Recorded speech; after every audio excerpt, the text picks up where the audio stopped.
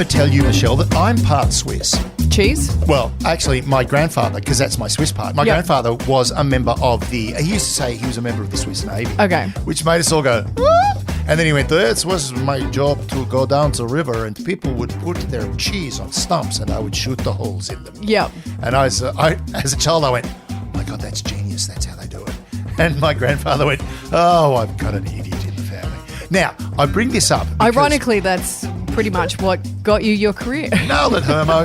Right. Being an idiot. Being an idiot. Now, the interesting thing is Switzerland's really big in the intelligence world at the moment. Do you know why? No. I didn't think you would. The Russians have been kicked out of every country in the world at the moment. Europe have basically kicked out pretty much every diplomat or intelligence officer they think is in their country. They've been booting them out. Right. Now, the only country that isn't booting them out is Switzerland. Because Switzerland is neutral, right? And they really very much regard their neutrality as important. So they basically turned around to Russia and went, well, we're not going to kick you out. So what have the Russians done? What? They've taken all of their spies and dumped them in Switzerland. Right. Instead of sending them home, they've gone, we'll put them in Switzerland. Because Switzerland's a really, really cool place to be a spy. Because you've got the UN, you've got the World Health Organization, you've got all of these huge sort of multinational organizations and lots of people to spy on. So what's happened is between 500 and 700 Russian diplomats have been kicked out of European missions, right? So they've started dumping them in Bern and Geneva. Like Bern's the capital, Geneva is the place where everyone goes. Now, the Swiss intelligence organization, FIS, they're really, really, really, really good at counterintelligence. So basically they've gone, there's all of these Russian diplomats and Russian spies in our country. Okay, they're not going to bother us. We don't care what they do to everybody else. Because remember, we're neutral.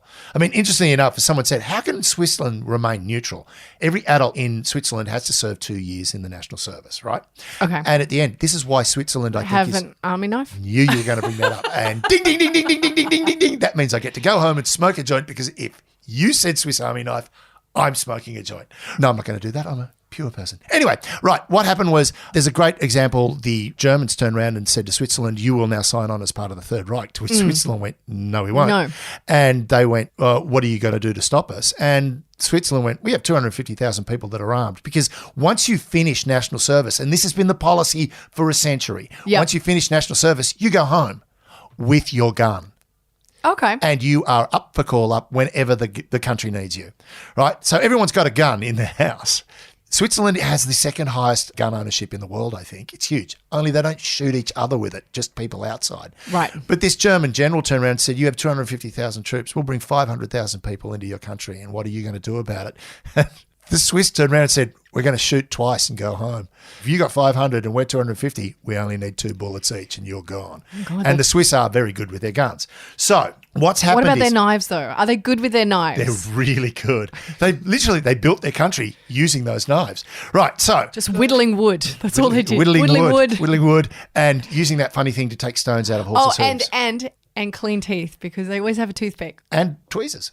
Oh, and tweezers. Which don't work. No. Anyway, enough of the knives. Okay. Right, so basically, according to the FIS, roughly a third of Russian diplomats in the country are intelligence assets. Yep. Now, most of them are source handlers. Each source handler would be running something of up to 5 agents each. Yep. The Russians have this massive intelligence presence in Switzerland. And the other thing that's really good about it is it's a very porous border between Switzerland and France. Yep. You don't need a passport. You don't need anything. You just drive on across. So if you're an intelligence asset from Russia and you're in Switzerland, you can get into Europe really easy. And once you're in Europe, you can go anywhere you want. That's the way the European Union works. Now, the interesting thing about that is there was a really interesting case in Brussels, right? There was a GRU spy that was sent into Brussels to infiltrate the International Criminal Court. Now, his name was Victor Muller-Ferreri. Okay. Yes, Victor Muller-Ferreri from Brazil. He was a Brazilian. Yes, that's right. He waxed every day.